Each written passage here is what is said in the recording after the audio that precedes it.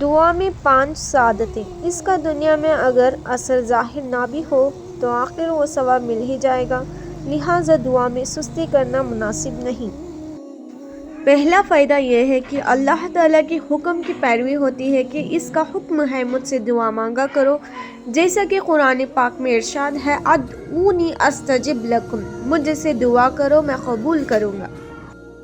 دوسرا، دعا مانگنا سنت ہے کہ ہمارے پیارے آقا مکی مدنی مصطفیٰ صلی اللہ علیہ وسلم اکثر اوقات دعا مانگتے، لہٰذا دعا مانگنے میں اتباع سنت کا بھی شرف حاصل ہوگا۔ تیسرا، دعا مانگنے میں اتحاد رسول اللہ صلی اللہ علیہ وسلم بھی ہے کہ آپ صلی اللہ علیہ وسلم دعا کی اپنے غلاموں کو تاکید کرتے۔ دعا مانگنے والا عابدوں کی زمرہ یعنی گروہ میں داخل ہوتا ہے۔ دعا بذات خود ایک عبادت بلکہ عبادت کا بھی مغز ہے، جیسا کہ پیارے آقا محمد صلی اللہ علیہ وسلم کا فرمان ہے الدعاء مخ العبادتی، دعا عبادت کا مغز ہے۔